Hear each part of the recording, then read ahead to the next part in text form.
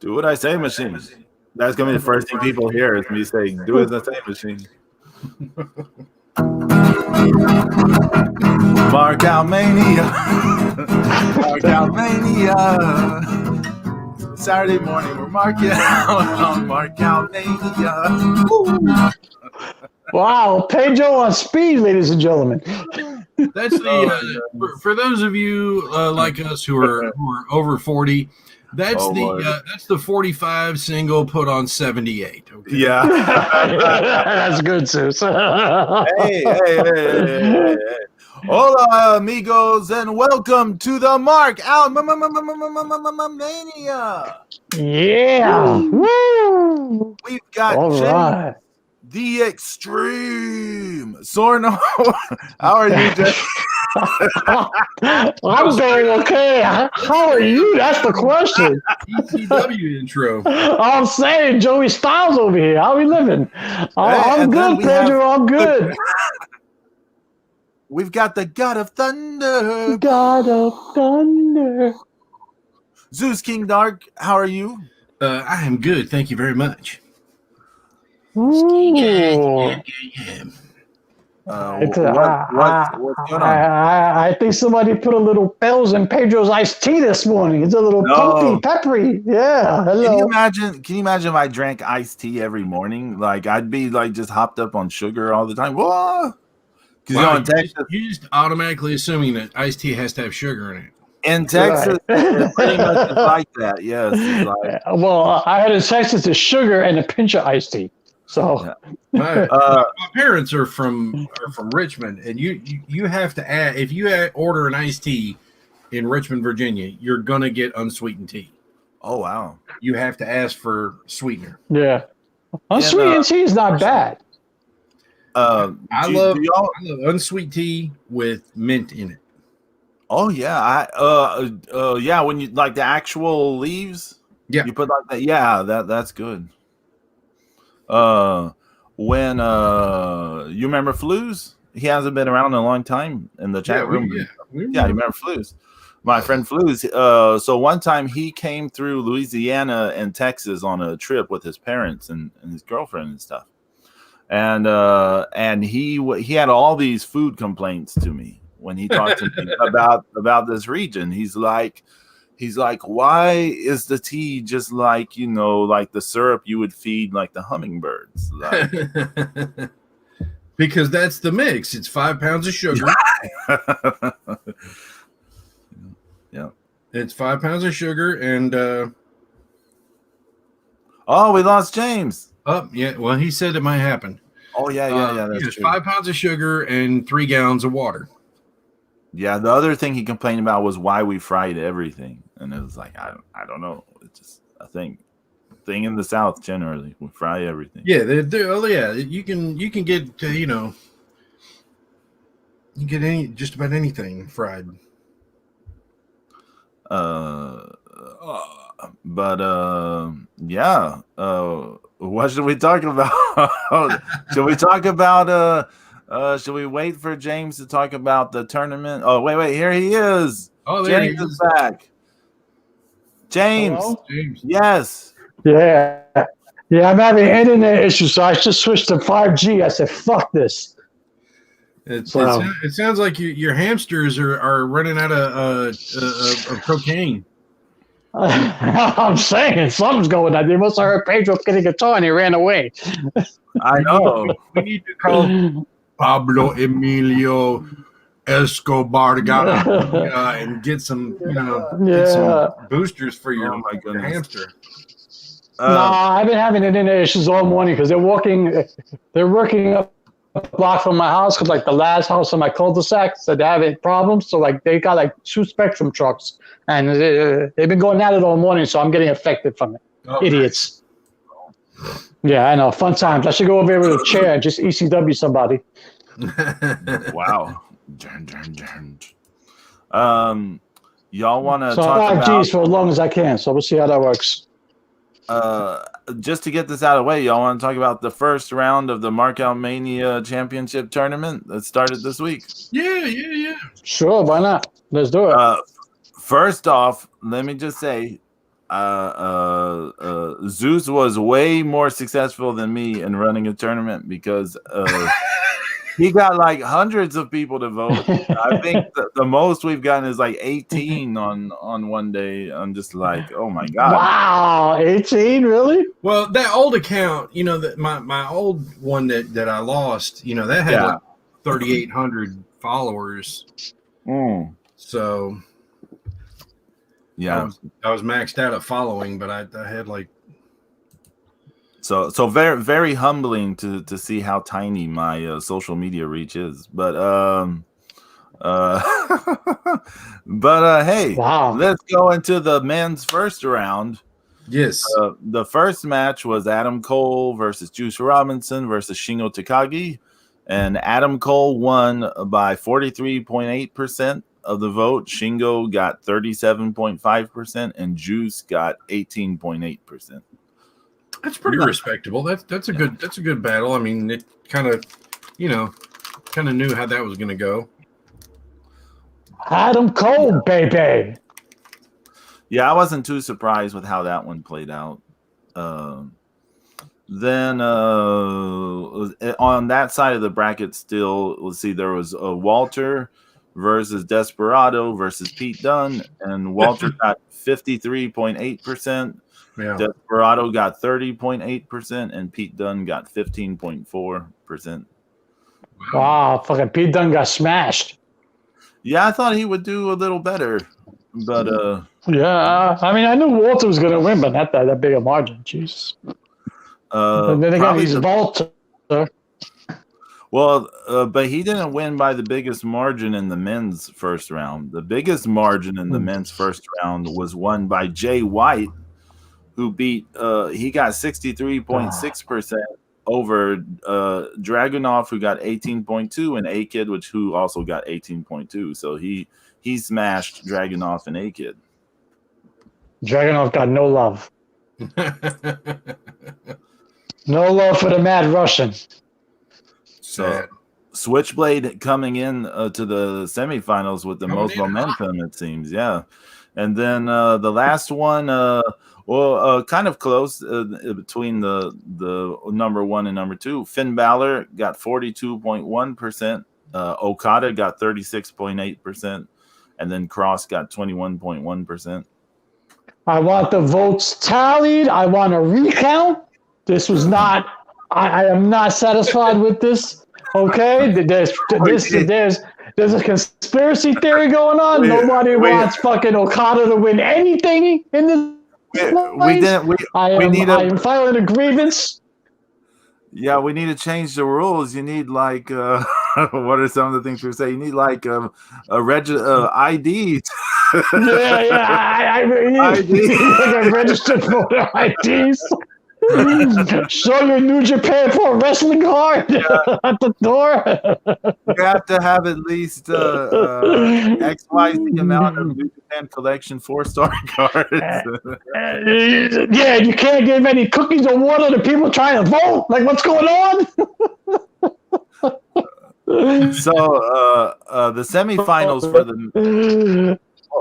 the semifinals for the men's looks like it's going to be Adam Cole versus Walter and Jay White versus Finn Balor. Any predictions? Ooh, that's going to be tough. I mean, that's tough, man. Who's Walter facing? Adam Cole. Adam Cole. Ooh, that's going to be tough. Adam Cole probably going to win that. Yeah. Yeah. Close. Probably be close, but I would say so. It's going to be real close, but I think Cole will pull it off. What about Jay White and Finn Balor? I got to go with Jay White.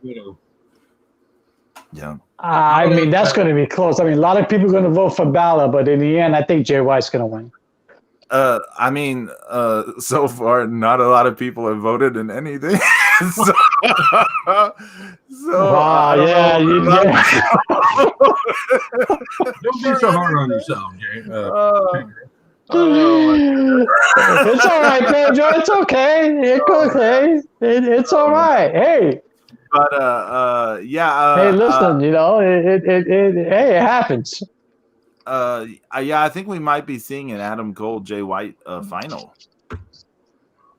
That would be actually kind of good. Any predictions? Who would win that?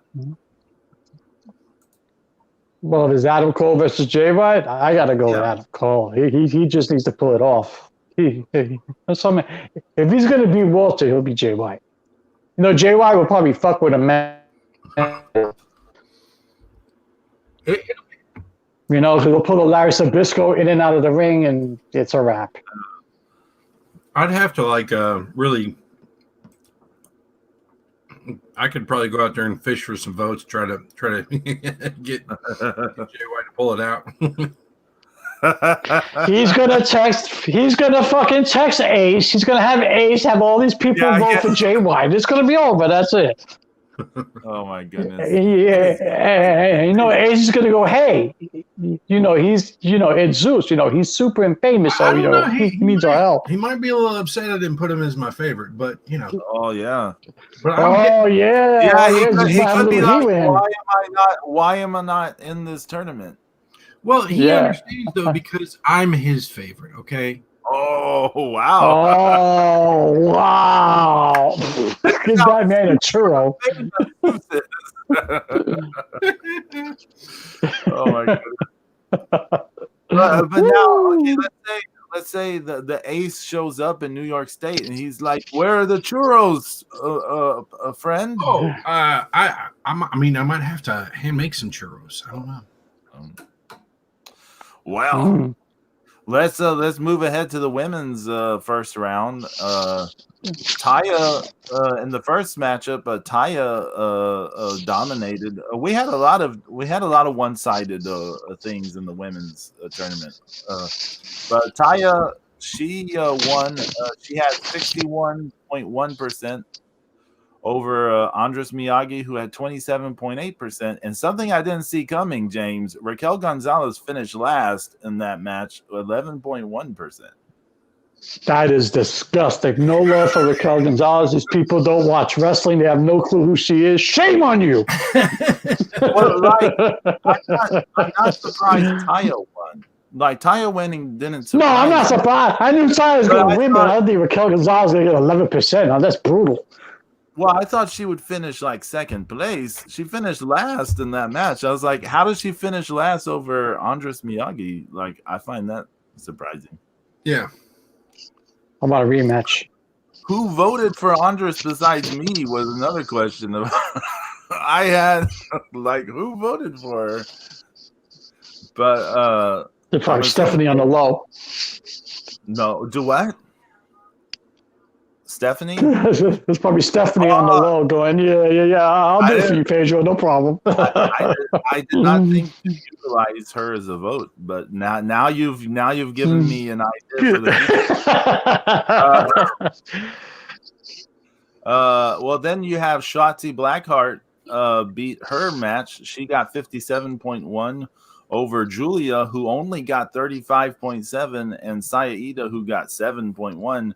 So I guess our fan base does not love Julia as much as Zeus. Yeah, right. It was probably all 7% was probably Zeus on the different accounts. I was gonna say no one but Zeus and I is probably getting the love thing. But then you had Rhea Ripley. She won her match with 64.3% over Mayu Iwatani, who had 21.4, and Konami, who had 14.3.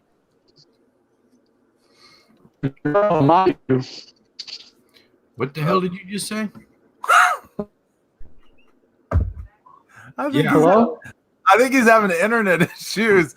Yeah, what did you say, James? Hello, Can you hear me? Yes. Hello, can you hear me? Yes. Rattle the hamster cage. Yes, we can hear you, James. I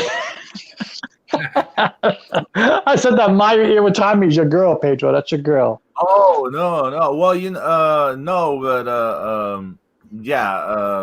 she is probably the best person listed in this whole thing. But anyways, that's neither here nor there. Since that part of stuff doesn't really matter. But I saw her line and Pedro on her site. So yeah. The what? He had what? I don't know if I'm coming through. I don't know if you guys can hear me. Can you? Hello, McFly. Something on her tights. What does she have on her tights? She had the name Pedro on her tights. Oh my God! Well, we'll keep that on the download. There must be a Pedro in Japan we don't know about. Yeah, we'll keep that on the download, James. Then the most dominating win in the entire tournament so far was the last first women's round match, however language works. Asuka won. Kana Asuka won her match. She got 78.6% over Starlight Kid, who got 14.3%, and Bianca Belair, who got 7.1%. Wow. Again, I'm surprised that Bianca Belair gets no love. Yeah, I was surprised she finished so low. I mean, like both that one and the Andres Miyagi one. How do Starlight Kid and Andres Miyagi get above Raquel Gonzalez and Bianca Belair? I don't know. Sacrilege. But, it's a travesty of justice. It's a miscarriage of justice. So right? Let me see. So the semifinals are Taya versus Shotzi Blackheart and Rhea Ripley versus Asuka. Any predictions? I think Taya is going to win over Shotzi. Probably. And then the Rhea Ripley and Asuka could be really close. I don't know. Yeah, it could be close. Yeah, it could be. The only thing is just kind of the way that they booked Ripley. It's maybe people won't have as quite of a high as opinion of her, but Asuka hasn't been booked great either. I mean, so I don't know. It could be really close. I think that's a toss up. And it's a WrestleMania preview as well. Yeah, that's true. Yeah, nice.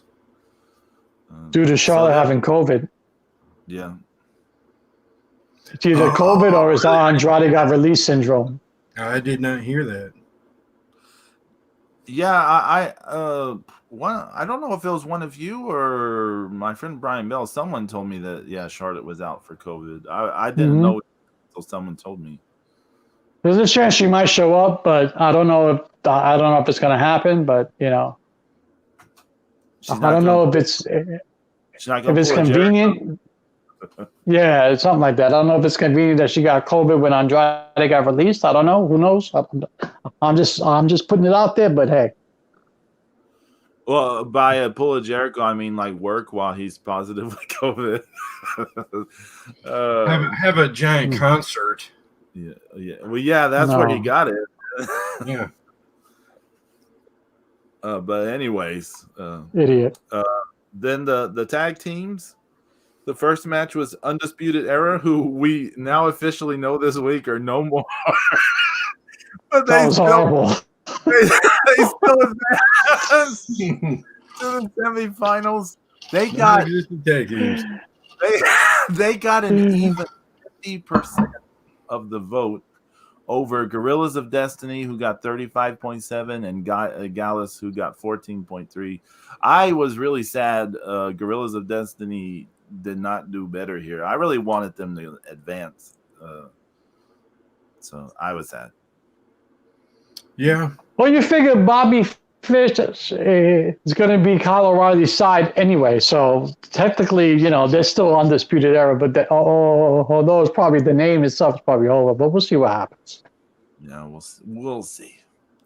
I mean, we got to talk to Cameron Grimes about that because, you're trying to buy the IP. Yeah, you're trying to buy the IP. Yeah. The most one-sided win in the tag teams was Grizzled Young Veterans, 62.5% over Street Profits and Finjuice, who both got 18.8%. Nice, that's respectable. The current Impact World Tag Team Champions. So Well, I was kind of surprised. So I'm having trouble saying that. FinJuice, Impact Tag Team Champions. Right. Yeah, I need to see that stuff. I haven't seen it. Where they won the title. Like I said, it's so odd because it's such a small ring, and like Gallows can make a tag in FinJuice's corner. I mean, it's like I mean, you have to do a lot of work to make it look like you can't make the tag from nearly anywhere in the ring. Well, another matchup where a team that is pretty much officially out of action won. Danny Burch and Oney Larkin won their match. I'm telling you, man, I gotta stop picking these teams, man. Everything I pick, they get dissolved. So, like, what the hell? They got 54.5% over Dangerous Techers, who got 27.3%, and Pretty Deadly, who got 18.2%. I was really sad Dangerous Techers did not advance. I was like, yeah. I was happy Pretty Deadly didn't. Yeah, I mean that's fine because but I'm like Gumby and Taichi didn't advance. I was sad. Good for them. Good for them. Cindy, go back to the back of the line. Okay, fuck them. Tired of them, especially Taichi. Now comes the closest of the whole thing, the tightest match of the whole deal. This was tied until like late Thursday night. Someone, I don't know who, someone voted and changed this, but maybe Zeus knows something about this because Desperado and Kanemaru won their match 37.5% over the Briscoes, who got 31.3%, and Imperium, who got 31.3%. Wow, that was close. That's close. Yeah, very very happy for Despy and Kanemaru. What strings did you? That's your boy, Zeus. That's your boy. Right. I was just passing out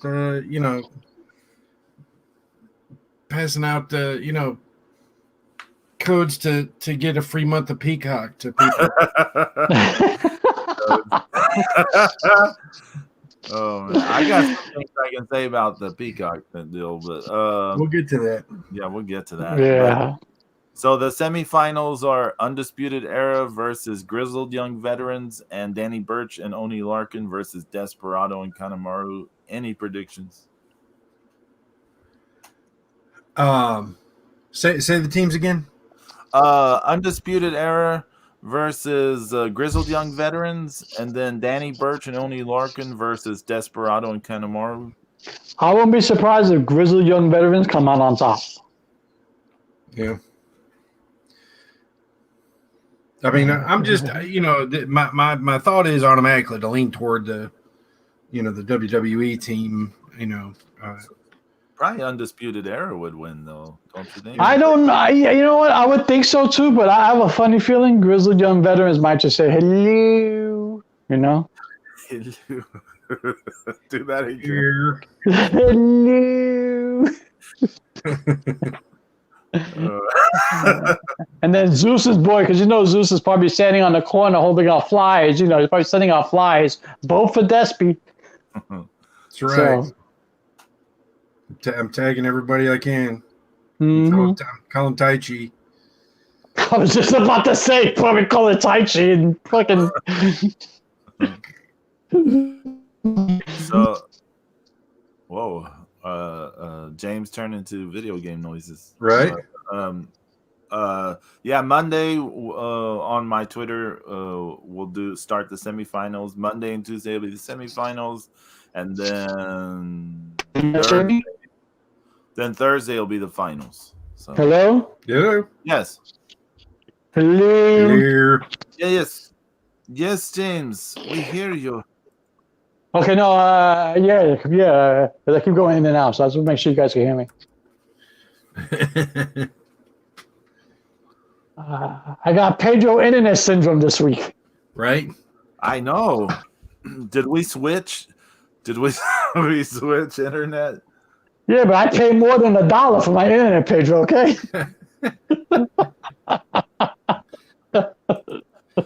It's like Men in Black, Men in Black 2. It's like, take her to a nice restaurant, buy her lobster, spend more than $1.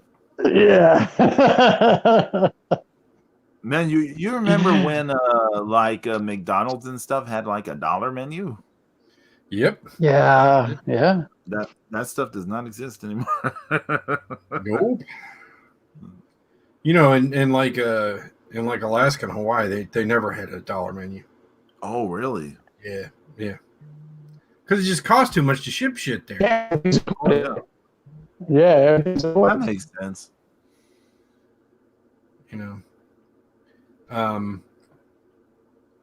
But hey, speaking of tournaments, Zeus, you are way further up to date on stuff than James and I when it comes to the New Japan Cup.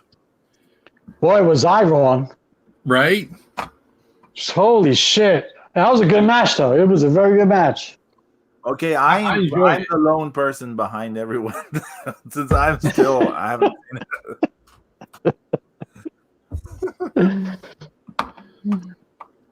But that was some pretty good stuff, right, Zeus? I thought it was very well done. I wasn't expecting that result. But I thought Shingo was going to win. Do what? I thought Shingo was going to win. Yeah, I thought he was going to win too. It's just part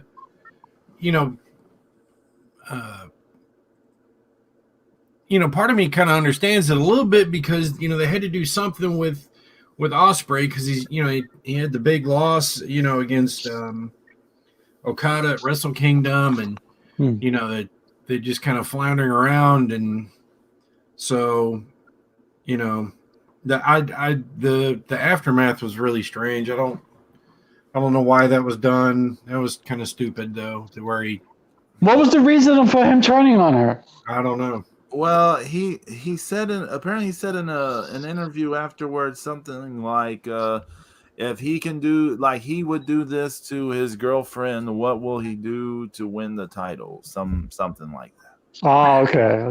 It sounds okay. I missed that.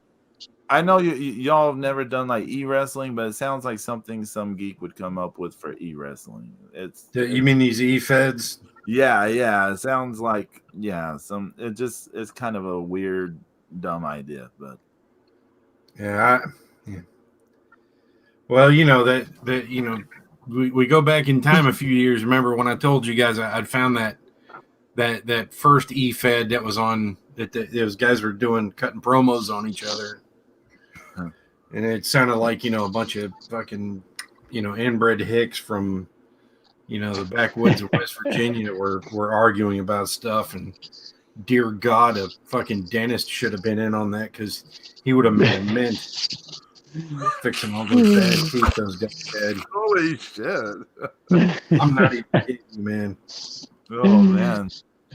Zeus, as far as the match went, do you think the Shingo Ospreay match was better than Ospreay and Okada from Wrestle Kingdom?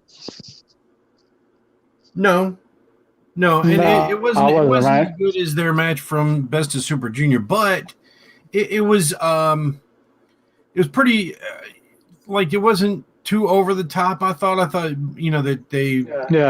they did a good job of making you feel like that. I felt that Shingo was really going to win it at the end.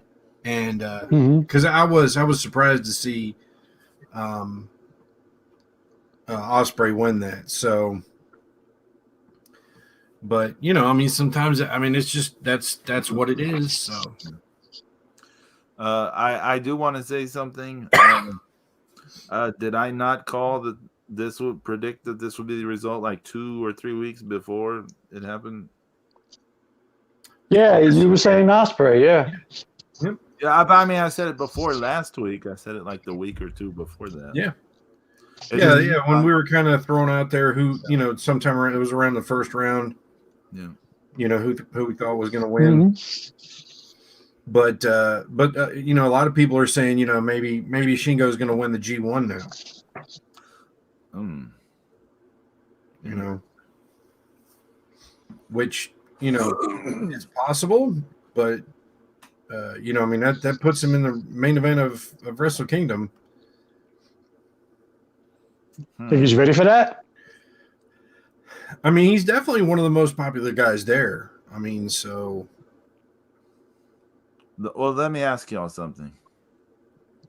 Okay, is Shingo, we're not talking about his talent, right? Right. We're not talking about, how good he is or anything like that. Do you think he's going to be Tokyo Dome headliner, or is he going to be Goto'd, Ishii'd? Because I can see him being used in a Goto or Ishii role. It's possible, and it's also possible he might be, he might be eviled. He might get a short run. It's hard to say. Yeah. It sometimes feels. I mean, is this something that you want to watch? The main event of Wrestle Kingdom, and is it going to be Tokyo Dome? Is he? Are you all? Are you going to be hyped up for Shingo in the main event? Are you? I would be, yeah. Well, I would. Yeah, you would be. Yeah. Especially if he's going to, lose to Jay White. Here we go. No, man. I don't know.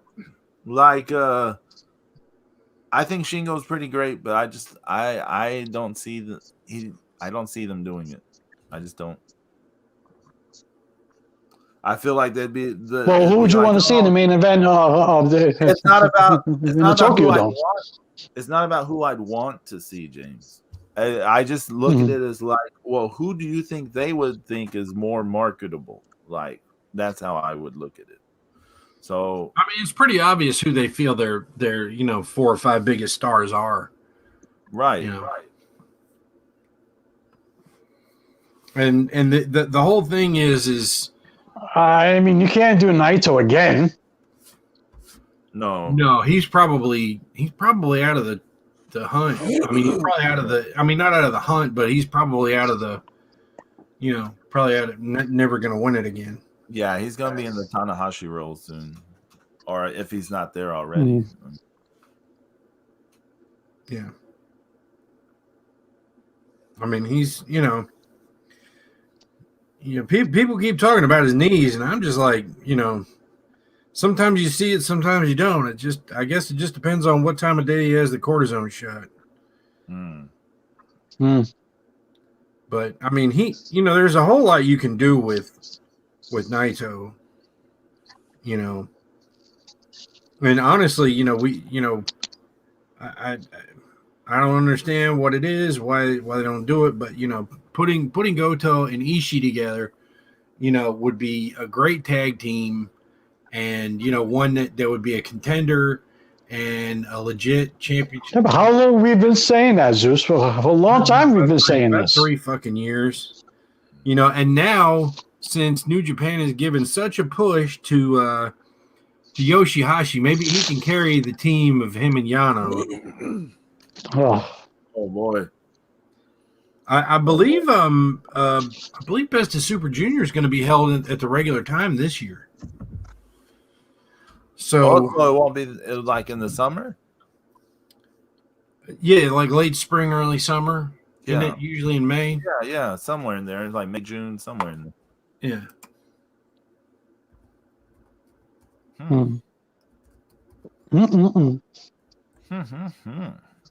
What else going on in New Japan? You're talking about the tag teams, Goto and Ishii, how we've all been wanting them to be together for a long time, and it just made me think, well, who is feuding with Gorillas of Destiny at the moment? Is anyone? Well, it's still kind of Dangerous Tackers. Oh, okay. Yeah. So Dangerous Tackers is actually kind of like playing the baby face because they've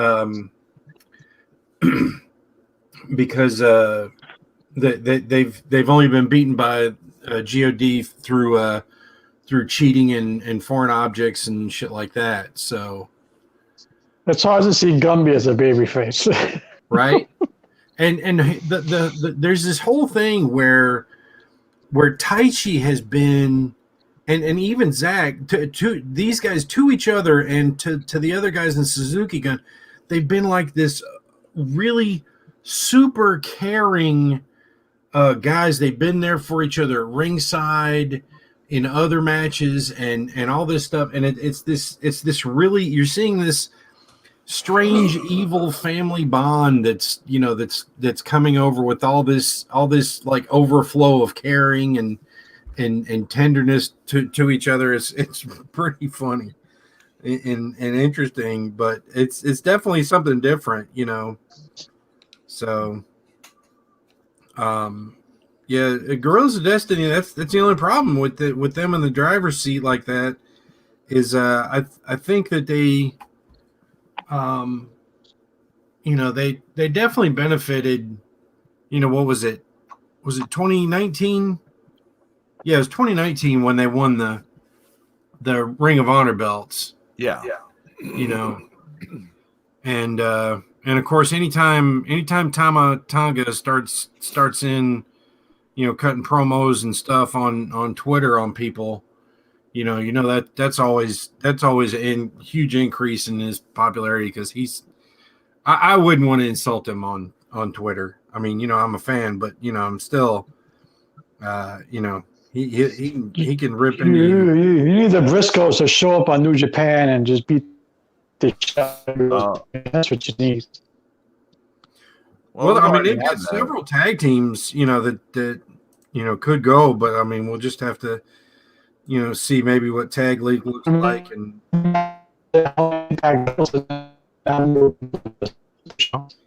you need to shoot that. You need to shoot your hamster, James, because he's just not cutting it. That hamster is playing Atari 2600 is all I know. He's playing Ultima 4 on the Commodore 64. Like you have to get out, and you have to go over to the modem, and you have to use the rotary telephone, and you have to put the receiver. You have to take the receiver and put it on the fucking thing, and then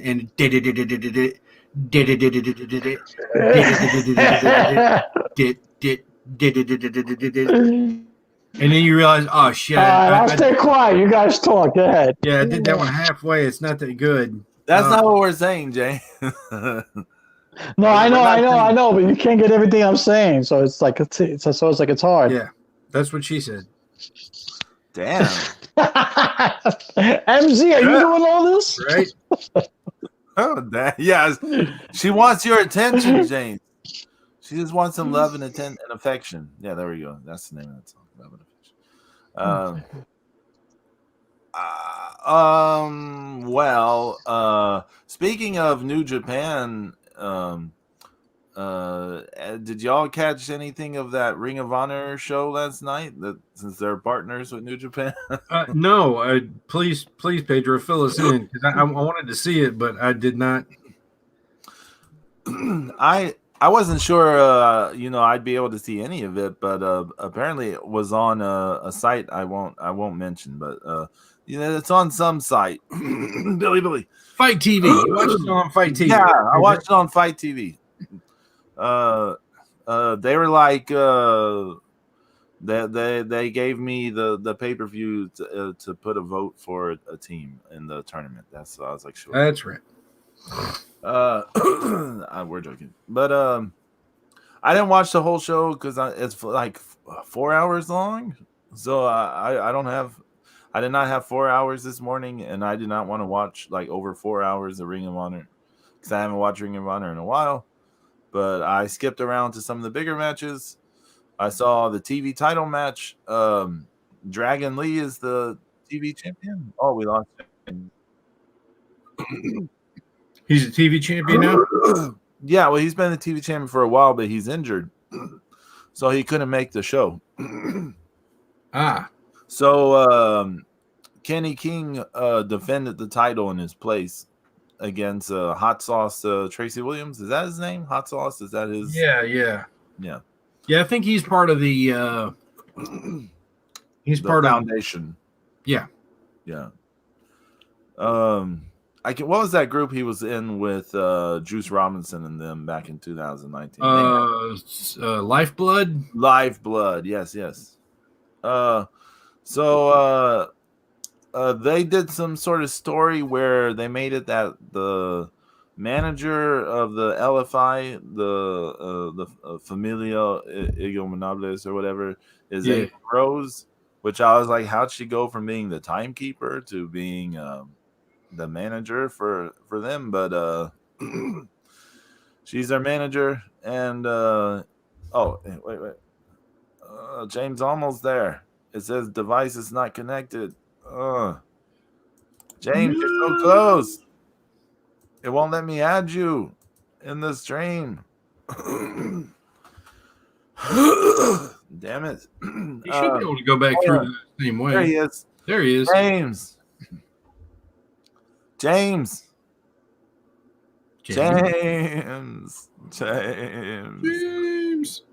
Well, keep talking. Okay. Yeah, I'll keep going.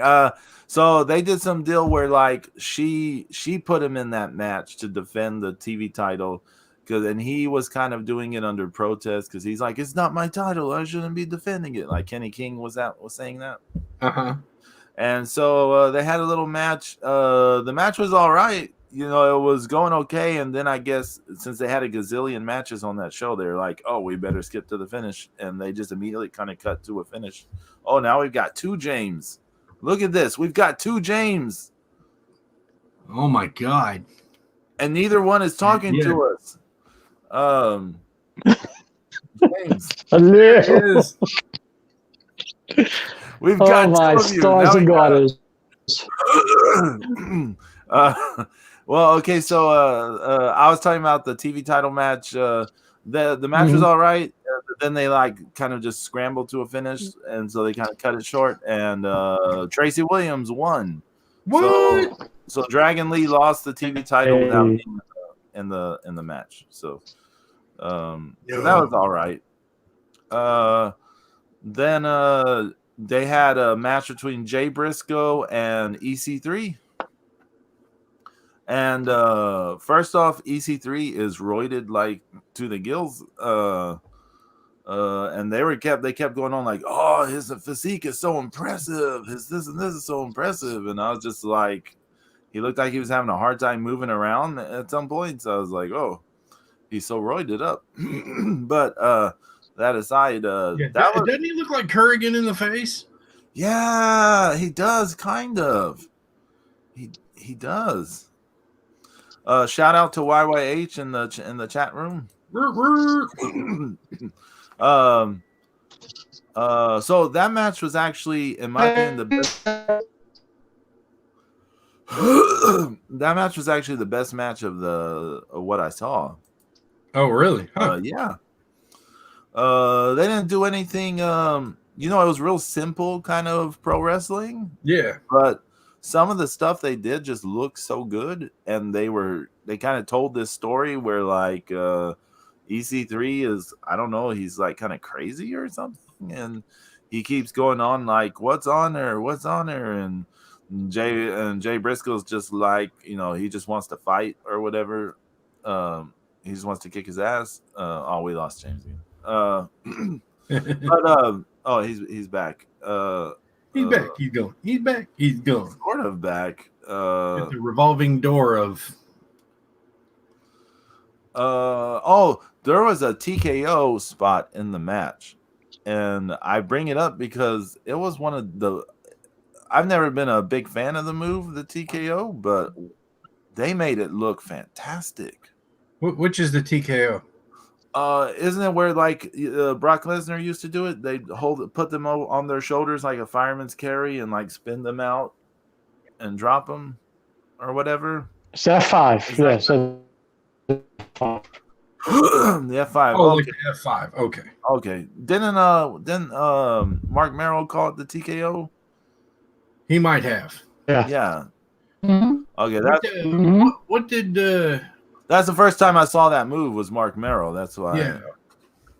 Mark Merrill, and then what was the kid? Was it Jindrak or O'Hare that used to use it too? Oh, you're right. Oh, yeah. I think it was Jindrak, yeah. Because I know he hit that on. Or no.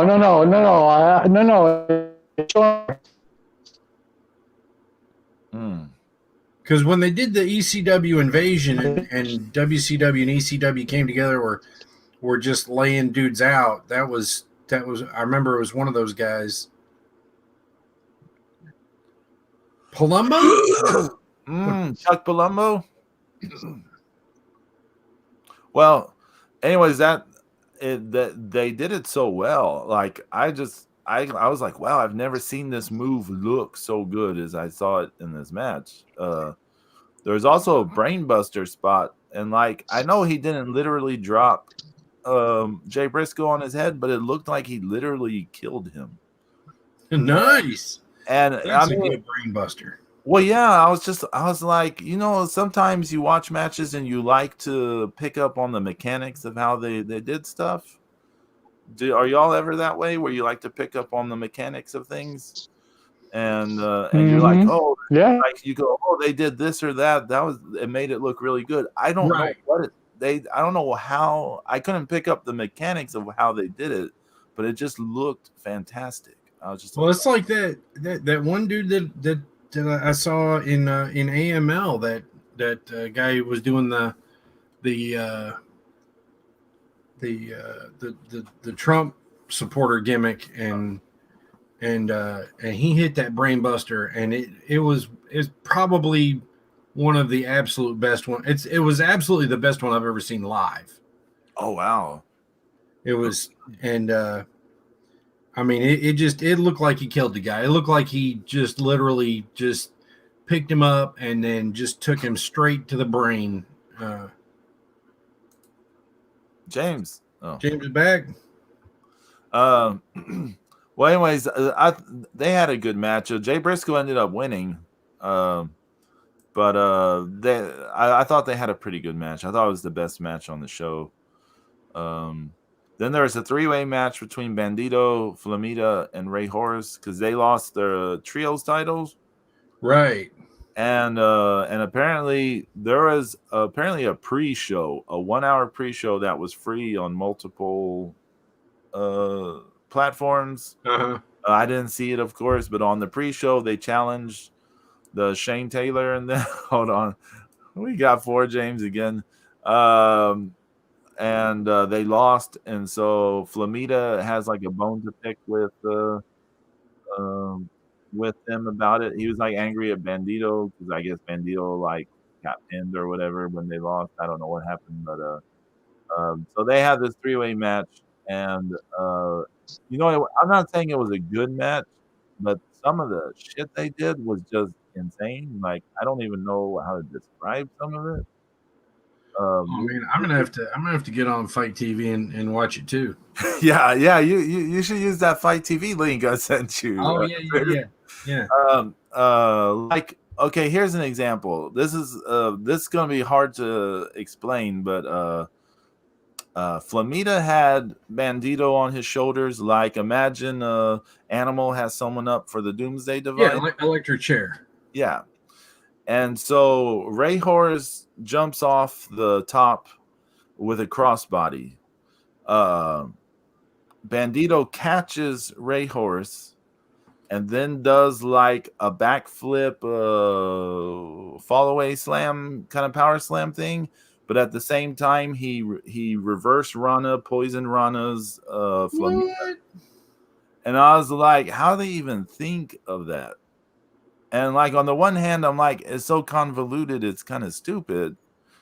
But on the other hand, I was like, they did it so, like in AEW, sometimes they come up with these complicated things, and it's just like this big kind of mess of bodies, and it just looks like this. They take all this time setting up this and that, and all this stuff. This was like just such a fluid motion. Like it's such a fluid motion. So even though it's this convoluted like kind of idea, you're like it was done so like crisp and I don't know. It was just kind of crazy. It came off really well.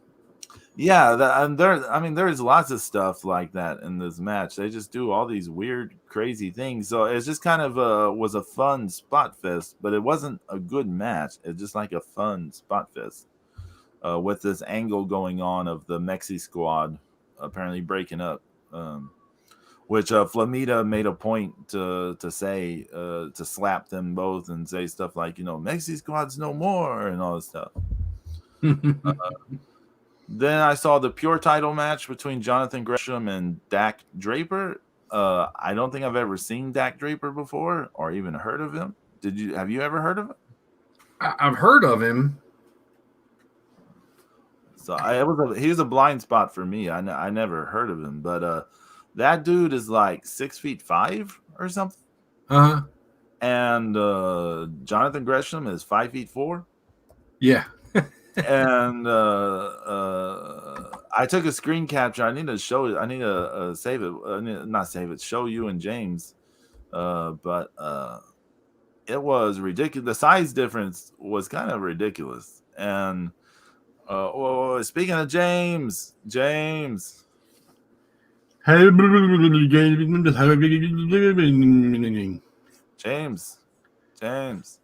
Yes. Yes. There he is. Hello? Yes. Oh my, brutal. This is brutal. So I was saying, I was talking about the pure title match between Jonathan Gresham and Dak Draper. Dak Draper was like 6'5". Jonathan Gresham is 5'4". This just, massive like size difference between these people. The match was the idea that they went on. The idea of the story was fine. Jonathan Gresham was going after Draper's legs because, to try to cut him down to size. And Draper is just like, I'm so big, I'm so this, you can't do much about it.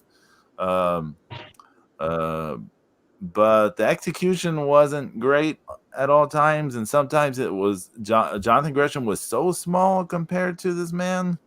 I felt like I was watching a Marco Stunt being like not fatter, but a thicker Marco Stunt being like just like beat up or whatever. And I was just like, this is getting a little hard for me to suspend my disbelief.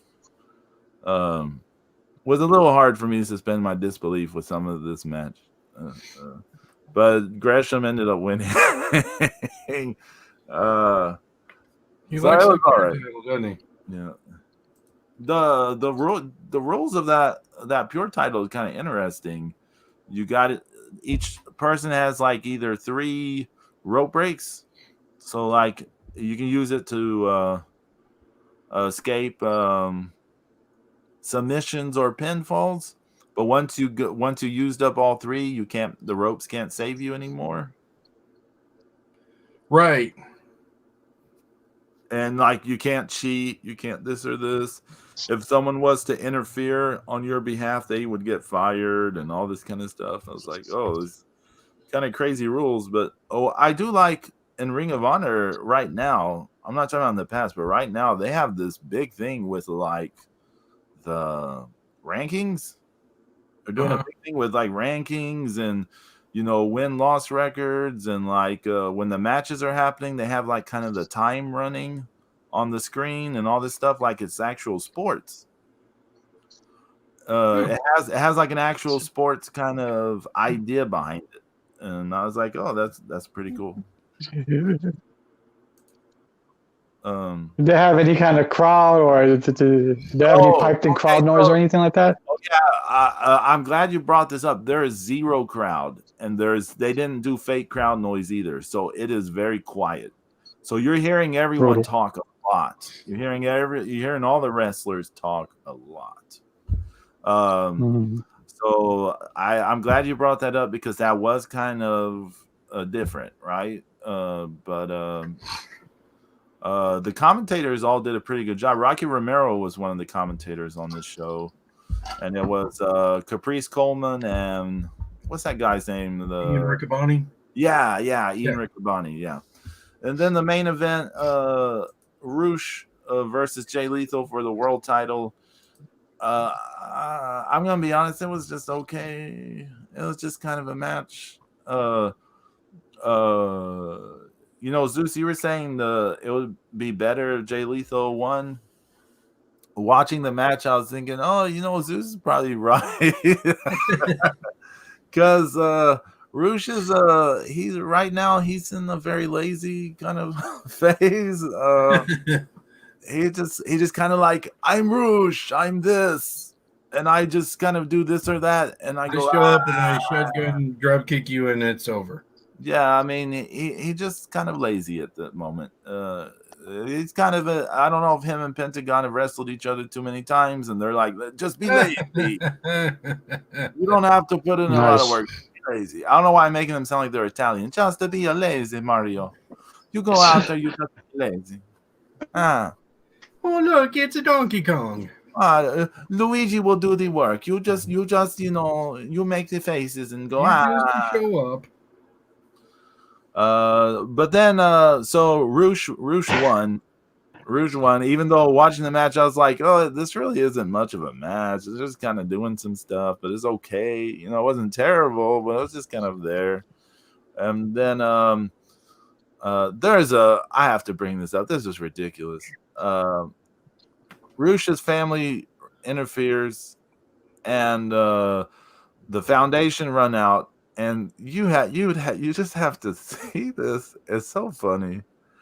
To see the foundation run out there, you're just seeing these little people running like top speed, and it just looks so funny for some reason.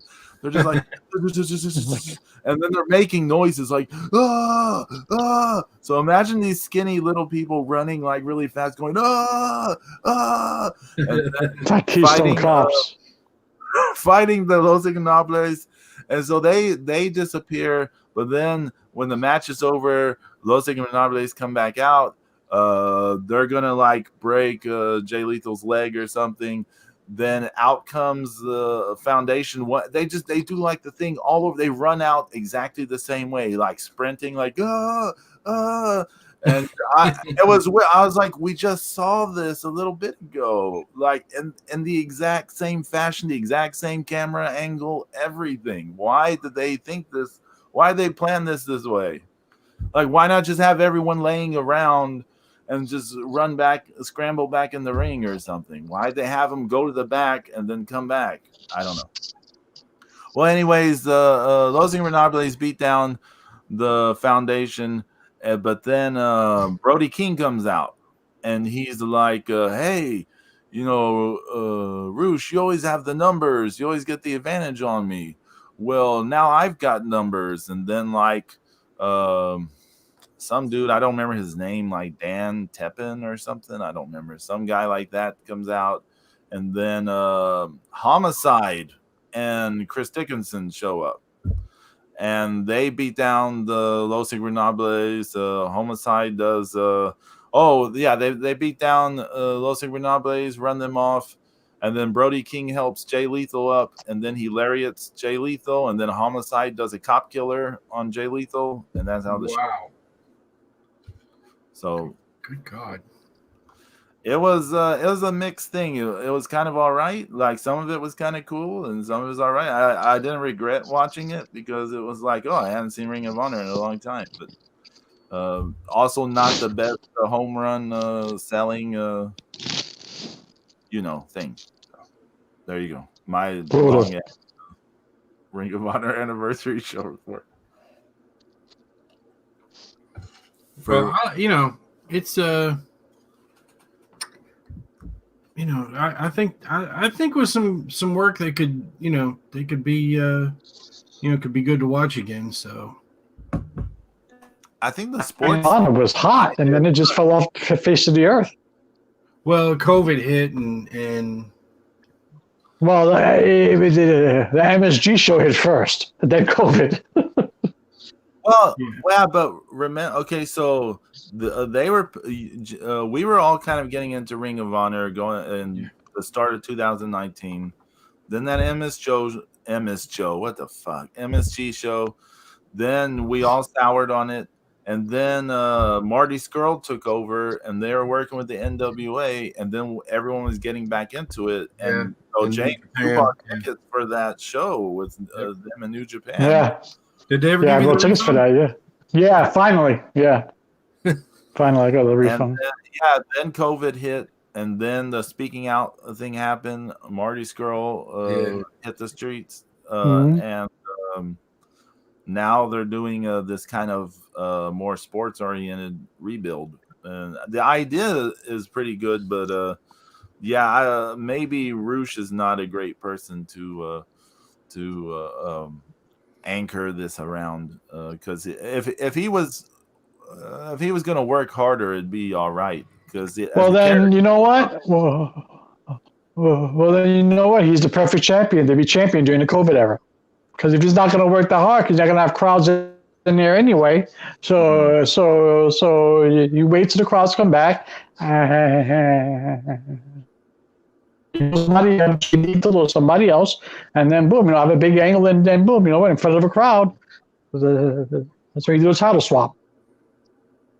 I just remembered some stuff. I didn't watch this, but there was a tag team title match.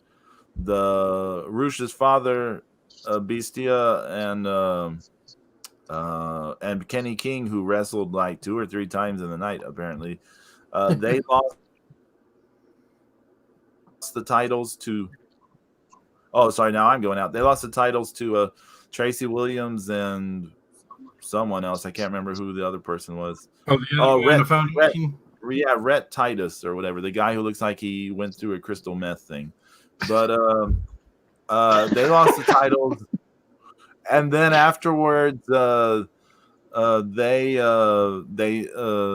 Bestia speared Amy Rose, and they fired her as the manager of the Los Ingobernables. So there's tying that up from when the TV title match thing I mentioned. Sorry. That's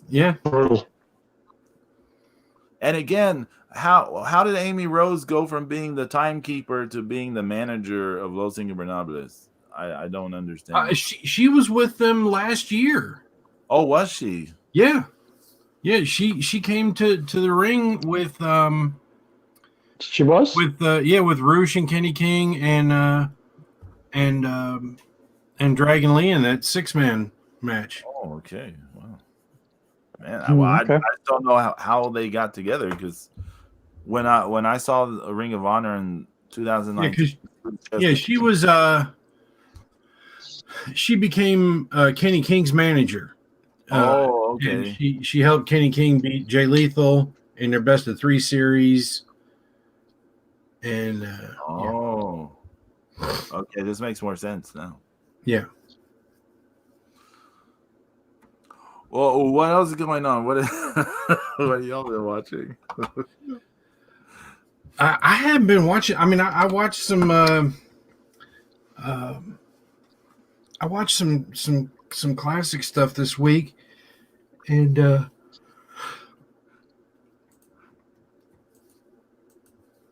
I've been getting the itch to watch some. Some more old WCW again. Because there was a lot of people talking about how much they missed it, and then. Yeah, but there's good old WCW, and then there's bad old WCW. Yeah, well, and like I said, everybody has good and bad years. Yeah. Every federation, but just all in all, the good outweighs the bad, and as I've said, the WCW lost the support of their billionaire, and that's the only reason they're not still around. If Ted Turner really wanted to keep it around, he could have. But once he merged with AOL, that was the death of WCW right there. Yeah, pretty much, because they didn't want to be in the wrestling business, and exactly. So I I think though that I mean, I don't think that, like I said, Ted could have kept it going, if he'd have really wanted to. But I think he probably felt like it had just gone so far off the rails, and it just wasn't what it wasn't something he wanted to support anymore. So. Brutal. What about you? I can get into some old WCW, but it got I want to see. I've been in the mood to watch the Russians lately. Always a good time to watch Ivan and Nikita Koloff wreak havoc. Yeah. I mean, it's just like 91 was like a huge up and down year. You had the the New Japan Super Show and Super Brawl were incredible, but then then Flair left, and then we had that god awful Great American Bash. But it's just one of those things where things kind of things bounce back, and Vader and Sting and the fake belt. That was the PWF belt that they had to use. That's what it was? Yeah, it was Dusty's he had the PWF belt, and they slapped that World Championship Wrestling plaque on the front of it. So I was just curious. Sorry. I went to look right now. I was like, what WCW stuff do they have on Peacock at the moment? Since for anyone who has the network, we're in the last week of the network because it'll be gone April 5th. So anyone with access to the network, if there's stuff you've been wanting to see that's on there, watch it this week. Because apparently, because apparently Peacock's not getting everything to the end of the year, right? Well, and also the Peacock is they're systematically going through and removing stuff from shows, but edited stuff, my favorite. But looking at Peacock at the moment, I mean, and they'll have more in the future, I know, but at the moment they have WCW Saturday Night. They've got Hog Wild 1996, Mayhem 1999, Battle Bowl 1993, Capital Combat 90, Greed 2001, New Blood Rising 2000, Bunkhouse Stampede 1988. Why wouldn't you just put shit in order? Right, Chi-Town Rumble 1989, Mayhem 2000, Sin 2001.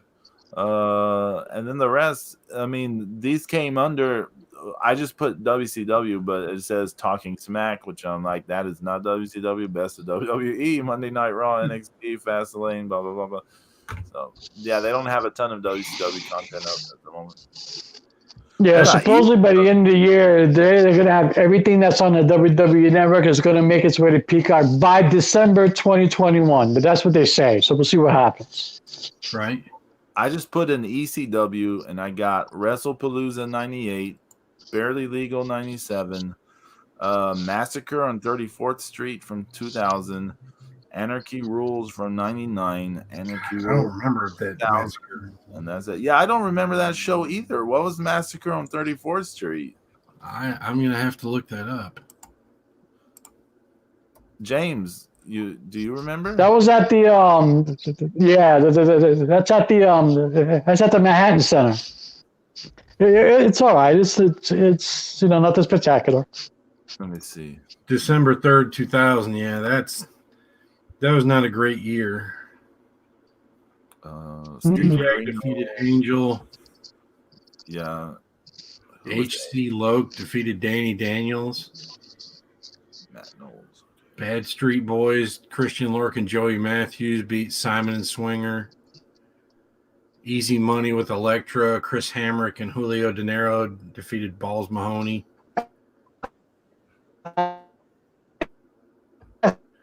Nova beat Julio De Niro. Oh, I bet you that was a good match. Danny Doring and Roadkill beat Little Guido and Tony Mamaluke. Yeah, those four always have good matches. Yeah. Oh, and that's the C.W. Anderson farewell show, I think. C.W. Anderson beat Tommy Dreamer in that match. I think that they had that return match where Dreamer won, right? Yeah. I think, but it's one of those shows where like he said goodbye. I think that was no, I don't know if that was it, but I think it was like a couple of shows after that. Just when he said goodbye, something like that. If I remember correctly. Yeah, because because Tommy Dreamer beat Anderson in that one match because he did the DVD on him through a table off the top rope. Rhino beat Spike Dudley. Tajiri and Whipwreck beat Super Crazy and Kid Cash, and Steve Corino beat Jerry Lynn and Just Incredible.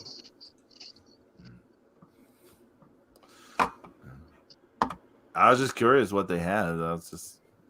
But yeah, the Peacock deal. They're apparently going to edit shows for questionable content, right? Which, why can't they just put like a warning or something before the show? Like, it's ridiculous.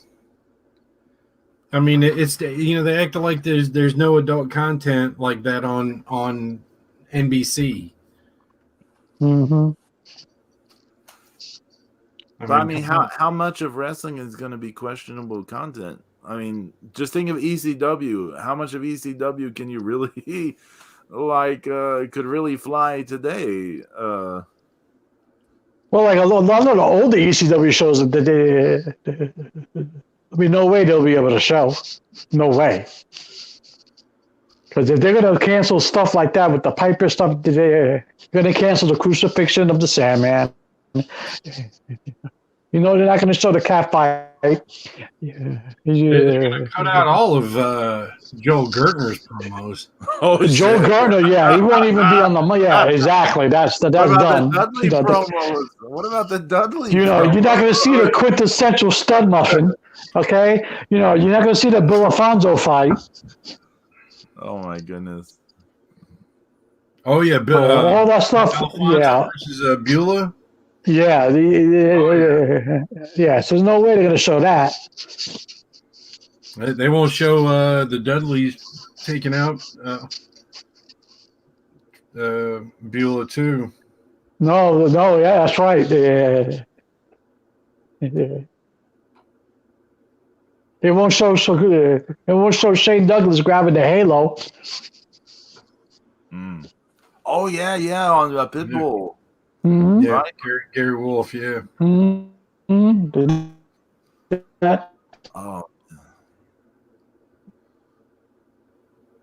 That is one. I'll be shocked if they show Juventud Guerrera.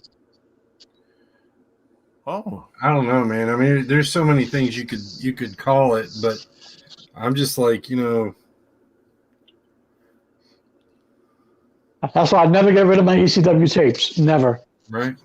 Yeah, Never. James, I did think about you when I was because I remember you telling us once that you want to have it all on physical you want to keep everything on physical media, and hearing about this, I was like, oh man, James has the right idea.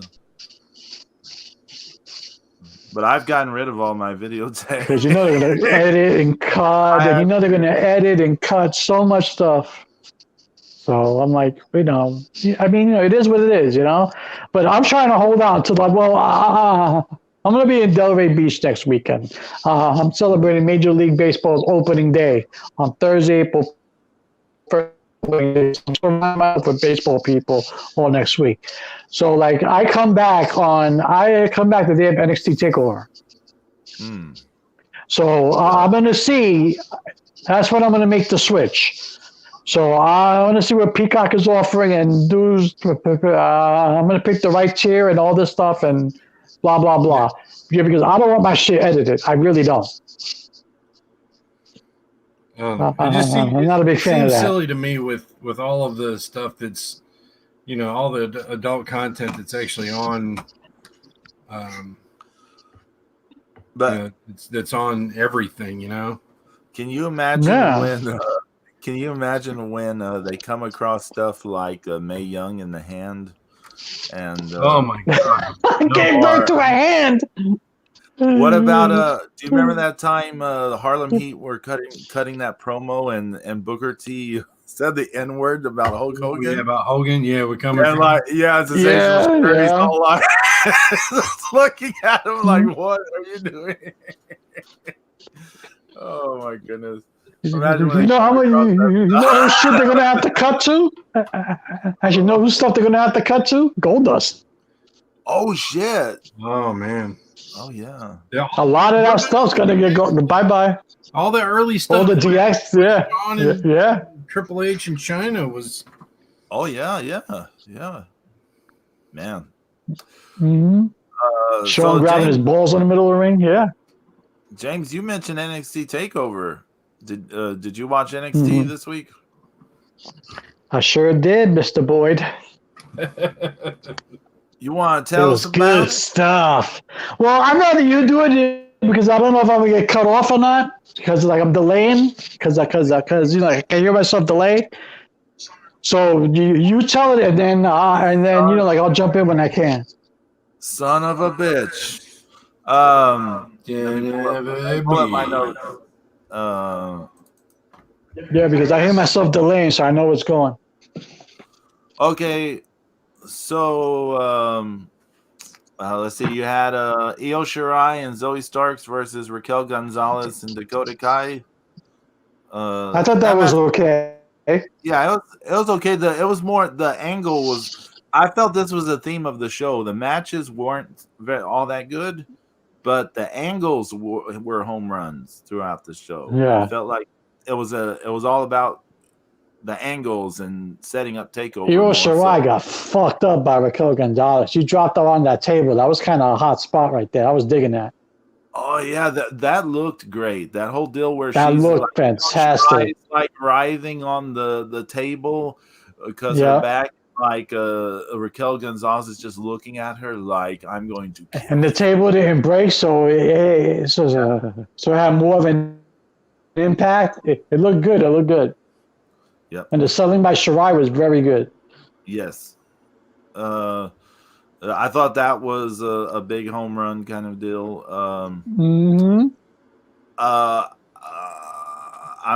I'm blanking on some of the angle stuff. I know stuff that happened in between. They did the whole thing with Timothy Thatcher again and Imperium. Okay. Were you? I was really shocked by the result of Bronson Reed versus LA Knight. Yeah, Bronson Reed went over. I couldn't believe it. I was like, and the match was good. I didn't think the match was all that actually. I actually thought the match was was more decent than I was expecting it to be. Yeah, I mean, Eli Drake is not really for NXT. Well, he wasn't doing his stuff. I mean, you know, he wasn't wrestling. He was punching and kicking. I didn't see him in the Eli Drake's moves as we all come to see him, like in Power or in Impact, even in Impact. You know, like he wasn't doing none of his stuff. He wasn't. But I'm like, okay, it's because it's Bronson Reed or it's because this is part of the angle. I mean, I don't know why. I mean, I don't recall him being all that wrestler anyways, but no, he's not, but he has a certain set of moves that he normally does, but he wasn't doing any of his stuff. He was just punching, kicking, you know, he did a suplex here and there. Yeah, but it wasn't like, you know. I was legit shocked with how much hype went into his day, like appearing on there, that he jobbed in his second match. I was like, oh, really? Wrestling's hottest free agent, blah, blah, blah. Yeah. And then I dropped to Bronson Reed. Hello. I guess it was to give more. Al Snow, send me a T-shirt. I guess it was to give more shine to other people in the field of that weird battle royal gauntlet thing they have going on for the North American title. Well, that means that what's his face got to pull. They have to pull double duty that night, right? Well, So here's my understanding. I'm guessing next week they're going to have the Battle Royal. Then night 1 of TakeOver is the Gauntlet match, and then night 2 is the North American title match. So okay. So like the Battle Royal, the last 6 people advance to the Gauntlet match, and then the Gauntlet match, the winner advances to the title match on night 2. Gotcha. Okay. Which I feel is just like, why not just have the Battle Royal winner advance to night 2? I think they need filler, Pedro. I think they need filler to make it 2 nights. You know? Yeah, but like I think they need filler. James, night 2 only has 3 announced matches, and night 1 has like 4 or 5. Yeah, I don't know what's going on. I don't know. Since when does TakeOver need to be 2 nights? I don't know, but some of the timing of some of this stuff, we're going to get to this in a little bit later when we discuss the Walter stuff. But anyways, Oney Lorcan and Karrion Kross, they had a match. I thought it was okay. Oney Lorcan chopped the fuck out of Kross. I think that was a receipt. He lit his chest up, and not just his chest, not just his chest. James, did you see the side of his neck? The side of his neck was fucking brick red. Yeah. Yeah. And there's like a trickle of blood was coming down after the match, like from his neck. I was like, shit. Kross stood there and took it too. You know what? So his credit, he stood there and took it. So he goes, I fucked up your boy's shoulder, so go ahead. And then I thought the Finn Balor promo afterwards was really good. I thought that was a really good promo. Finn Balor. Finn Balor is great. I think right now, like I never thought I would be saying that really, but because I remember when he first came to the WWE and he was kind of in NXT or whatever, and he was kind of in the height of his robotic Finn Balor thing. I didn't really think we'd get to a point where I'd be saying like, "Oh, Finn Balor is exceptional right now," but he's. I think the best thing that Finn Balor did was go back to NXT. Oh yeah, I mean, because he would have been stuck in mid-card status. He would have been jobbing the fucking. He would end up jobbing to like Damian Priest or somebody, Bad Bunny, and then here he is. He's the NXT champion. You know. I mean, he's not just the NXT champion. He's like the NXT champion having a run of matches where he seems like he's like one of the legit best wrestlers on the planet, like in consideration. And it's just it's crazy to say that's Finn Balor that I'm saying that about. Like, I would not expect to say that, but it is, I feel. It's funny because a number of WWE main roster wrestlers have asked to go back to NXT and they've been declined. Kevin Owens was one of them. He was like, I want to do what Finn Balor's doing. They were like, no. Well, they let Ember Moon. Yeah. And Moon went back, and now she's one half of the tag team champions. What about imagine Cesaro if he was in that role? Him, fucking Shinsuke Nakamura, all those guys sitting there playing with themselves. What's the name of Ember Moon's finisher? What is it? The Eclipse or the? Is that what it is? Yeah, James? the Total Eclipse, something like that. I mean that.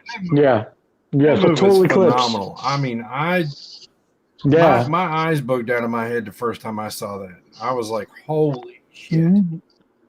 The thing with that move, she does it well too. The thing with that move though, is if the person taking it doesn't like do their part well, it can just come off like just a fuck up. I've seen at times where it can look like it does really easy. Yeah. Easy. Also know how to sell it good, you know. Who was it that took it? But yeah, man, this stunning visually James's is good. dial-up is getting in the way of I know. Words. do y'all remember like a few weeks ago? A few weeks ago, someone like took it like $1 million. Who was it, James? That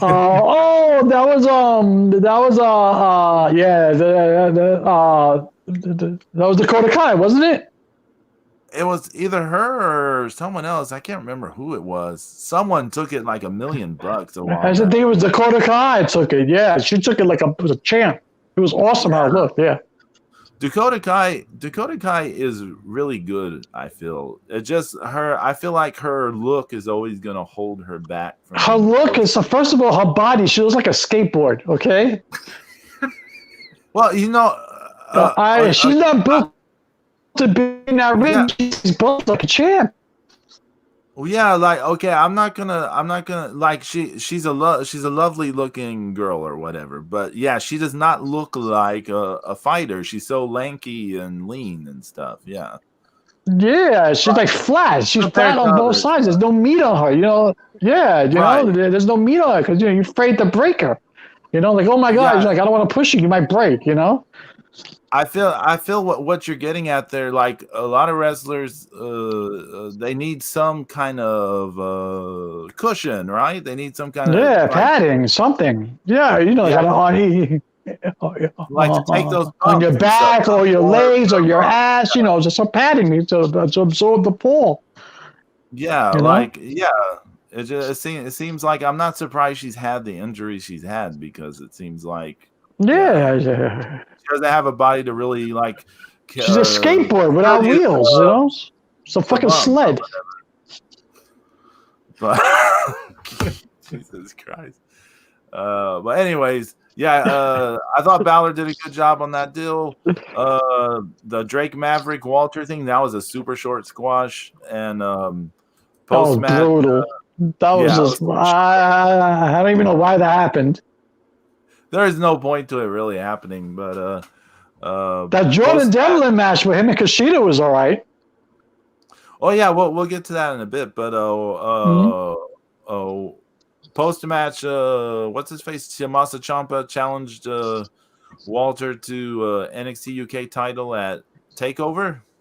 Yeah, but then he got his ass kicked for it. Suspension of disbelief. Holy monkey! Yeah. Well, yeah, dig this, Zeus. Dig what I'm about to lay down for you. Okay.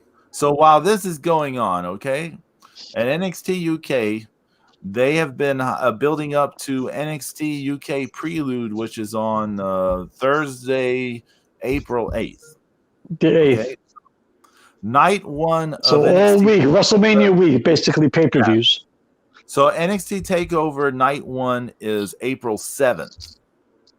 April 8th, you have NXT UK Prelude in the afternoon, and then in the night, you have NXT TakeOver Night 2. Okay, so they have been setting up Rampage Brown challenging Walter for the NXT UK title on NXT UK Prelude, which is on April the 8th. But now April the 7th is night one of TakeOver, and guess what match is on April the 7th, night one of TakeOver? It's Tommaso Ciampa Walter for the NXT UK title. Shit. So aren't they kind of telegraphing what's that Walter's winning the match against Ciampa, at least? I heard rumors that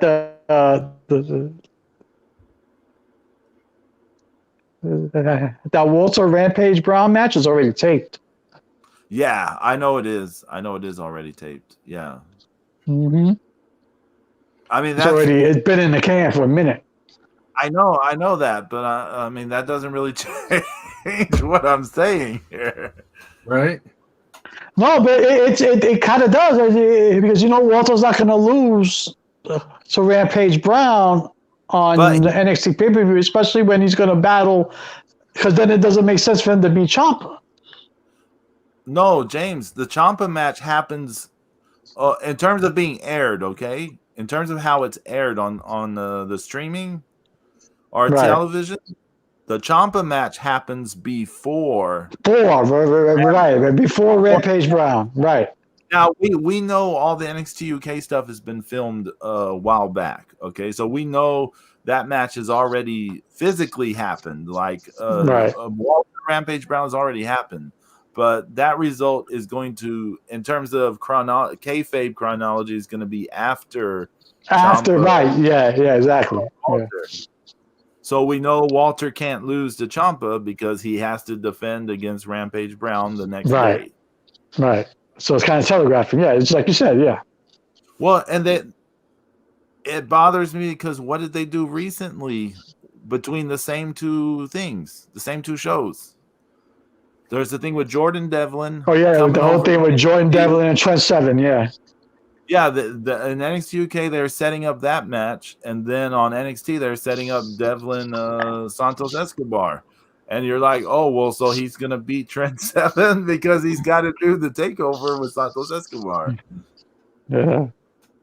No, they didn't plan some of that stuff out well, but you mentioned the women's tag team champions Ember Moon and Shotzi Blackheart. They had their first title defense against Aaliyah and Mercedes Martinez. And why did they have such a shitty squash nothing match for the first title defense? I don't know. I expected better from Mercedes Martinez. I don't like this angle that she's in. I don't know why she's with Robert Stone. I mean, come on. Is that the reason why you come back for a shitty fucking angle like this? Where they're what are you going to do is job out? No. No one seemed to be that into that match. Like the participants is what I mean. They were just like, let's do this match and get the. Yeah, they were going through the motions. Yeah. I mean, why the fuck is Tyler Perry's Boo on Medea Halloween on my TV? Sorry. Obviously, you're not watching Cheaters. It was. It finished. Oh. Oh, look at this. Impact Wrestling. Who's this? So, yeah, I thought that was a weird, but you know what? The match where they beat Raquel Gonzalez and Dakota Kai wasn't that great either. Like the week before or the week before that, whenever it was. So yeah, I think they just needed to get the belts on them fast. Yeah. Yeah, but I feel like you need to set it up with good matches, right? You want to establish. No, yeah, you do. Yeah, you do. Well, I don't know. Anyways, Kushida, Jordan Devlin. I thought it was all right. I know they had time constraints, right? So it was very short. It was very short. Yeah. Yeah, they had an angle to do afterwards, a very big angle. Yeah, the angle where fucking Pablo Escobar came out, and then like they're doing face to face. Him and Jordan Devlin are going face to face in the ring. Each of them talking shit, and all of a sudden you hear Shawn Michaels, I'm a sexy boy, old as fuck, and he comes out. He throws a ladder in the middle of both of them. And then they both look at the ladder, then they both look up, and they both hold up each respective titles. And now, we're going to get the ladder match, So, I mean, hopefully that'll be good. I was marking out James because I was I was too a little bit. I can't lie. Yeah, that's going to be good. That's going to be good. If they let them go, well, they should let them go all out because it's one of only They should. Matches. It's 2 nights. I don't want to hear shit about time restraints. Well, what I was saying it's on night 2, and it's one of only 3 matches on the night, so they should get tons. Yeah, but that's going to change because you're going to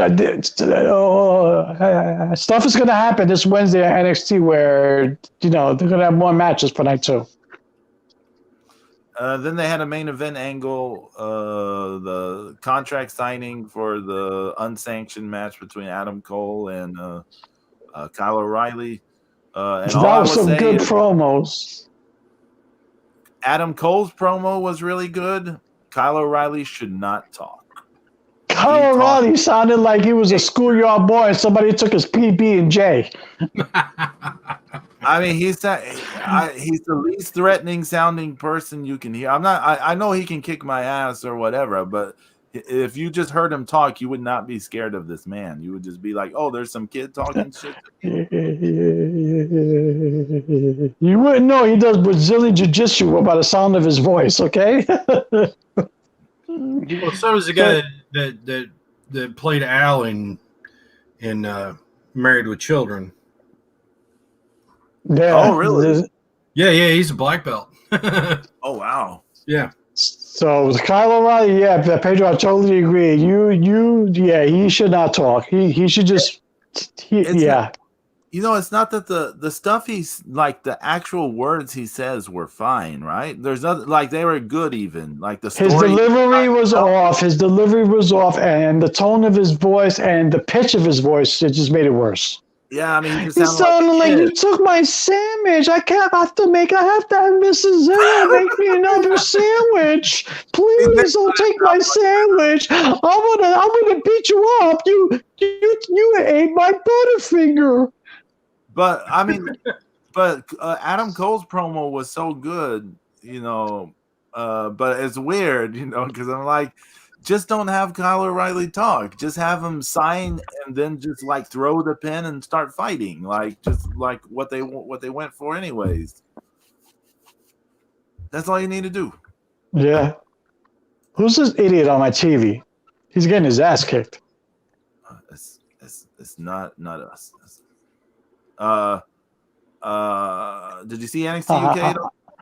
I am actually watching Impact. Yes, I did. And the mad Russian Ilya Dragunov pulled it out, baby. Hey, Pedro, I can't lie. I'm marking a hard for fucking Sam Gradwell now. That's it. He's become my new favorite. He is fucking awesome. You and I've been praising him for a while. He's man. He was so good. He was like, I'm so sorry. I'm a father. I have kids too. Don't beat me up. And then he goes, back, you idiot. And he fucking chair shots him. That was awesome. He called him an idiot after he chair shot him. Did you see that like gash on the upper back of Dragunov? Yeah, he got. How about the ring post spot? He looked like he punched a ring post. That shit looked hot, man. How they did it? Yeah, the poor ref looked like she was lost. Oh yeah, that match was so stiff, so brutally stiff. Holy shit, man. Yeah, I thought Dragunov was. Yeah. Go. No, I just say Dragunov looked like he was trying to hold it together a few times. He looked like he wanted to do some insane shit, and he was like trying to calm himself down after he did a match. I can do a 450 corkscrew split. That would be hilarious.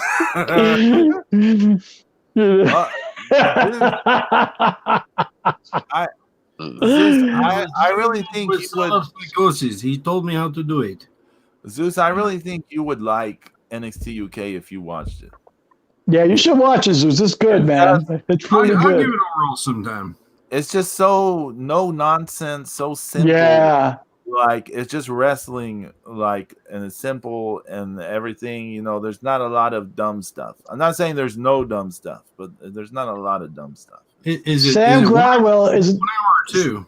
It's like 1 hour. Sometimes it goes a little over an hour. It's like an hour and 5 minutes, an hour and 7 minutes sometimes. But that's they have a special match. Yeah, then it goes but is it me or does Sam Gradwell look like a stunt double from The Hills Have Eyes? He's like a 90s throwback from fucking Mad Max. His fucking little mohawk and shit, his jacket. He's awesome, man. He's awesome. I thought Jack Starr's Joseph Connors was pretty decent. I thought it was pretty cool. You know what? I didn't think Joseph Connor was that good. What? You don't remember his matches with A-Kid and his? Yeah, I know, but it's just like ever since he went with this chick, I'm like, okay. But I've forgotten how good he is. Yeah, he's pretty good. Jack Starr had. James, he had his best gear ever because he usually has such ugly gear. He was wearing the blue tights. I was impressed. Although he fucking looked like he was scared of Piper Niven in the backstage segment. Oh yeah, I can understand that a little bit, but Oh, but then again, every time they embrace, she puts his head in her bosom, so maybe he shouldn't be scared. He should be like, yeah, she like manhandles him. It's like, come here, wow. Oh, you know what other match was stiff was that Isla Dawn Aaliyah James match. Shit. Dawn, that was a little rough. I felt bad for James, man, because it looked like, but hey, she sold that suplex though, nice. Oh yeah, yeah. She sold it really well, and the way she fell after she got pinned, that was really nice. But but I totally agree with you. It was a stiff match. It was good. Here's the part that I don't like. All of a sudden, the post-match Bray Wyatt shit that they're trying to do right now. Yeah, Isla Dawn has supernatural powers. She's in the backstage, and the lights are flickering, and her eyes are going crazy. I'm like, really? Well, but they've been doing those vignettes the past few weeks, so they have been kind of telegraphing this. But I was like, really? And then Kaylee Ray's like, no, I'm not with this. So she leaves. That was funny. Here's something for you, though, James. So Isla Dawn, I guess they're establishing she has some kind of supernatural powers.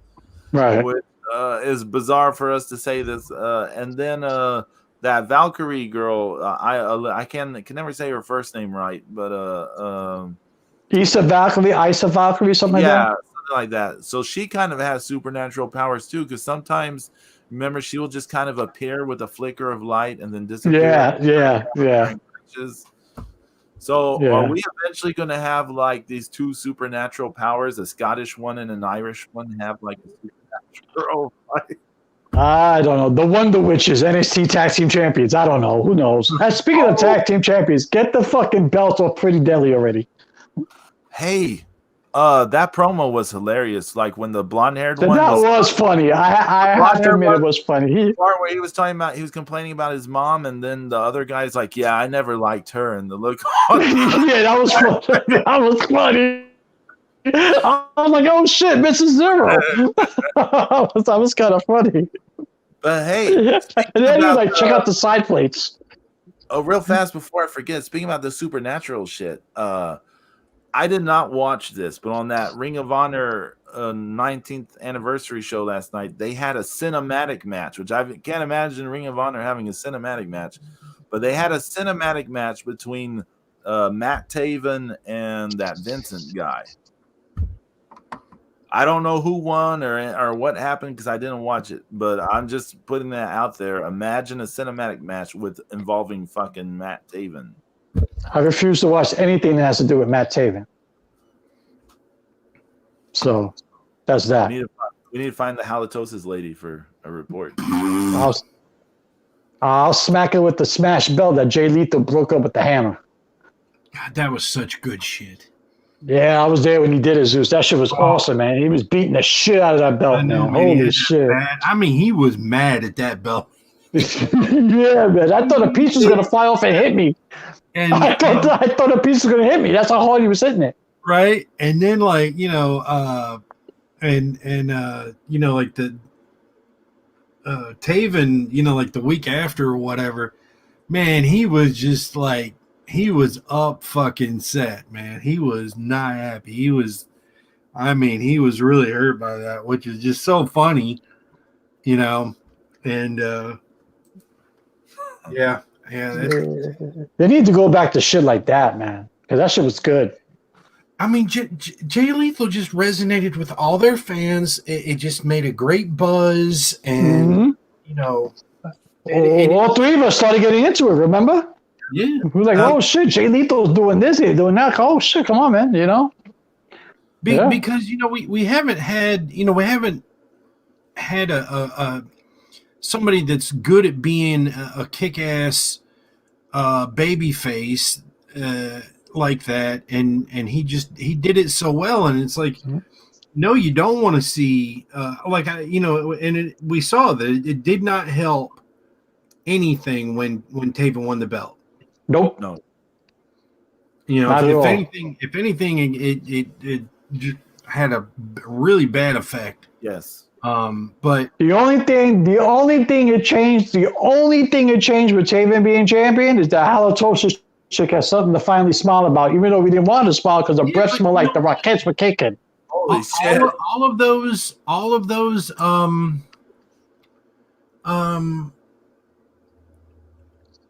those fans that once they got what they wanted, all those the Taven fanatics, once they got him to be the champion, they didn't care anymore. No, he lost all of his buzz too. Yep. Do y'all remember? It was better when he was chasing Lethal. Yeah. Yeah. Do y'all remember before MSG? They had that 1 hour draw that I was so high on, Jay Lethal and Matt Taven. Mm-hmm. Yeah. Yes, I remember that. I still remember the part in the match where Matt Taven was like, they're both like really tired because the match is going on so long, and Matt Taven's like, I hate you. I hate you. And then Jay Lethal like starts super kicking the fuck out of him. He's like, fuck you. And he's like super kicking him right in the face. Like, I still remember that moment. But they kind of ruined all that kind of that whole thing, like you said. Yeah. They had all of us, and then they just blew it. They blew it. I don't know what happened to them. We talked about it earlier. First Taven wins the strap. Nobody gave a shit, and then the MSG show happened, and then the whole thing with Marty Scurll, and then. Yeah, that's where it happened. Was that? Yeah, that's where it happened. Yeah, but I'm talking about the MSG part with fucking, Enzo and Dickhead. Yeah, and everybody was like, "What?" Oh yeah, yeah. That was great though. How the Guerrillas of Destiny handled it. And Tama walks in the back room for the press conference. He just throws that fucking belt like 30 fucking feet across the room. Mm-hmm. That was hilarious. Yeah. All right, so next week, what we got coming up? Do we have any idea? I don't think so. Shoot, I have no idea. Oh, I have some idea. Well, I don't know if we'll be talking about it next week because we have to consult with the Kaiju Queen sometime.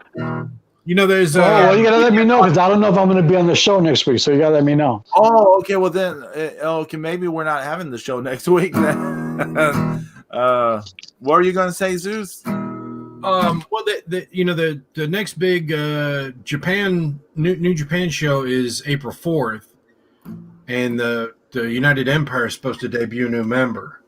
Oh, a lot of people think it's Hanare.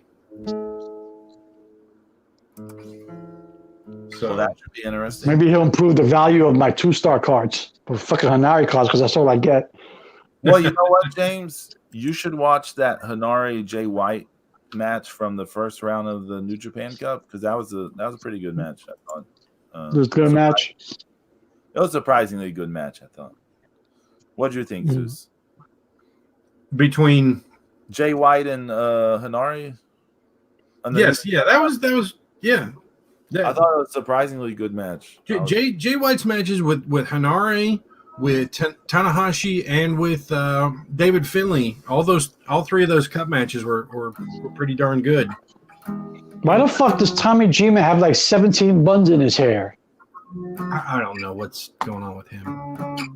Guilty as Charged 2001, the pay-per-view after that 34th Street Massacre. That was the I Quit match. Tommy Dreamer beat C.W. Anderson. There you go, Zeus. And what turned out to be the last pay-per-view ever.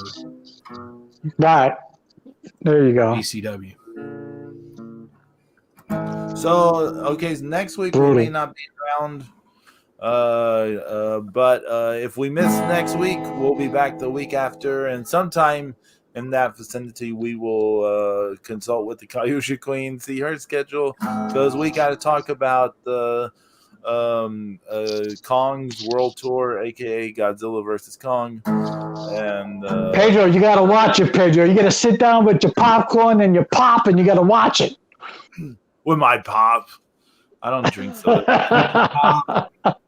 With your pop, or with your Sunkiss or your Welch's grape. Oh God. Your Mountain Dew. You ever drink like grape juice and you're like, why is it making my mouth so dry? always make your mouth feel so dry. I never liked it as a kid. I love grape juice. I did like grape soda when I was a kid. I think we all did. I used to love that Welch's grape soda. Oh, Hell yeah. Sunkist had a grape soda too. Really? Yeah. They had grape. Ooh, brutal. I never knew that. Strawberry too. Crush had one as well. Yeah. Actually. Oh man, I drink Crush was like crack to me, man. I drink that thing, I bounce off the walls. Orange Crush, far and away the best orange soda. Oh hell yeah! Orange Crush was liquid crack. Yeah. Hey, you remember a couple of years ago when I found that watermelon Crush? Yes. Yeah. That was pretty good. But that Mountain Dew watermelon is better. Oh, I haven't had it. Pedro, you gotta watch Godzilla versus Kong, okay? Yeah, I don't want to hear shit. I want you to watch it. Oh, well, hey, tough shit. Then I'm gonna watch it, and I'm going to let everyone. If it's a piece of shit, I'm gonna let everyone know exactly how much. I think you already think it's a piece of shit. You haven't even seen it yet. You can thank Kings of Monster for that again, because they ruined any goodwill anyone can have. Have you watched the Snyder Cut yet? No, I'm not. Okay. But you know what? I don't know. I think maybe this coming Thursday. This Thursday. You're funny. Thursday? No. This Thursday coming up, the Crap Talk episode. Bean. Oh, okay. Does give his review on it, and Bean was very high on it. So okay. All right, so everybody listen to Pedro and Bean talk about Snyder Cut. Yeah. So James, you got some Major League Baseball opening day to attend? Thursday is the opening day for Major League Baseball, and since I can't be in my home in the Bronx and Yankee Stadium, Yankee Stadium is my church. Baseball is my religion. Peter was my God. You know what I'm saying? So if I can't be in Yankee Stadium in the Bronx, I can do the second place. Second best place I can be is Delray Beach in Boca Raton, baby. I'm getting ready. I am getting together with my baseball heads, and we're doing a baseball themed week and a half. So it's all going to be pizza, baseball, and more pizza. Nice. Zeus, you got any stuff coming up? No. Don't forget Monday to tune into my Twitter account for the start of the semifinals of the MISCMANIA Championship Tournament. I predict more than 18 votes. Oh, we'll see. Monday, Tuesday, and Thursday. Yeah, those should be the days, because there'll be a break in between the Tuesday and the Thursday final. I think we could do the show next week, but I might have to cut it short. It all depends. Yeah, we'll play it by ear. And yeah, there should be a looking at cards Tuesday. I haven't figured out what it'll be over yet, but I've got some stuff laying around. I'll figure out something. Yeah. Oh, and for anyone who, if you go to my Ko-fi, ko-fi.com/Texan Spaniard Studios, there's actually a little shop thing on there, and those digital trading cards I did for Neon Mob, the Global Girl Fight Japan Rookie Series, they are available. You can get the entire set for $1. So for anyone who wants that, nice, as a zip file, you can get the entire set. Nice. For $1. So if you want to support, an artist with, $1, there you go. So yeah. So pay Joe some loves. This way you don't speak crack on the guitar again like you did this morning. $1 will pay for Pedro's internet bill for a month. Yes, yeah, there you go. Enough if you do it, we'll pay for 100 years. There you go. Oh God. We'll see all y'all sometime. Everyone take care, stay safe, wear your mask, wash your hands. Adios. Peace.